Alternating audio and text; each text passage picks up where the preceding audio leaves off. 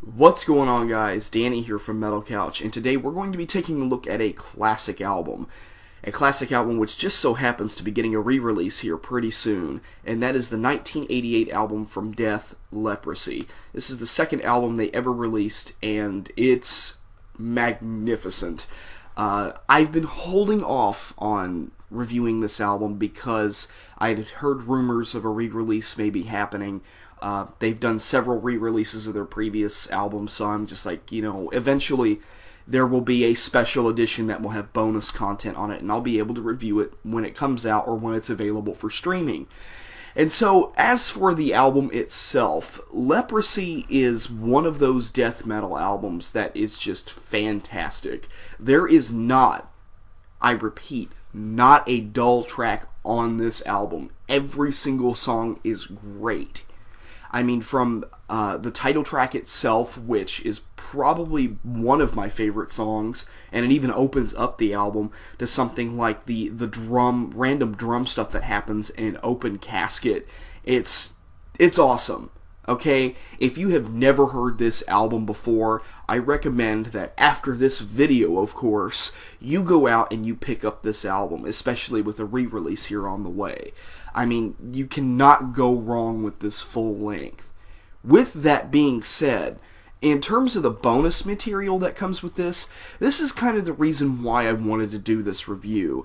Every once in a while, you might get an anniversary edition of an album, or like a classic album or something like that, and they have previously unreleased content, all this, and Leprosy comes with a bunch of rehearsals, which are cassette tape rips. Obviously, I mean, the quality is not that great, but really, I don't know how I feel about Leprosy's bonus content. I wouldn't necessarily say that the rehearsal production quality, granted it's obviously probably from cassettes, I can't really blame it for its production, but I just find the bonus content on this completely uninteresting. It would be a lot better to hear like what they did with Human, which was demos or tracks that are isolated. For example, I think for the track Secret Face on Human, there are two separate versions of it. There's the first half of the song, which is the rhythm section, has no leads on top of it whatsoever. And then you have a second section, which is the, almost, I guess you could say, the climax of the song. And again, it has no lead section over the top of it.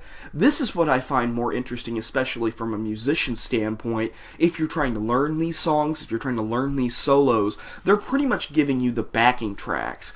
And I know with going back to 88, maybe some of this stuff could have been damaged, kept in storage all this time.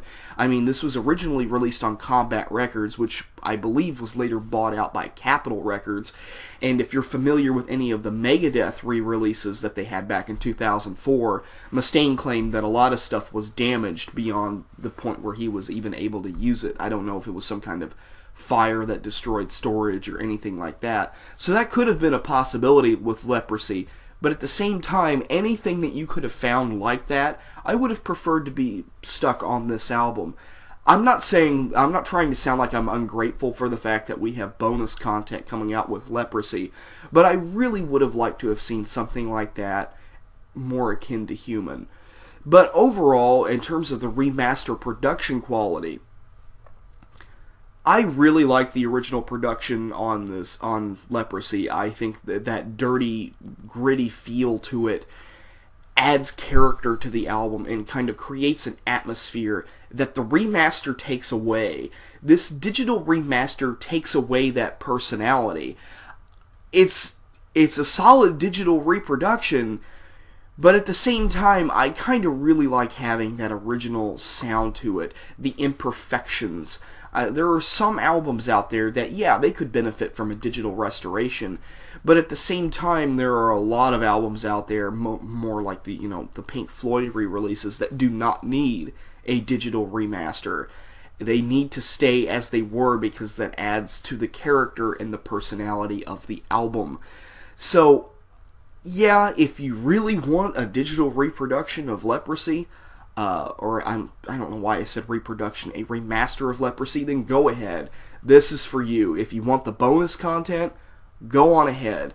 However, I'm going to be holding on to my original copy. I probably won't pick this up. I'm glad it was available for streaming because, honestly, I would have felt like I've lost a bit of money if I bought this reissue, whereas I felt like the reissue of Human was an awesome, awesome value.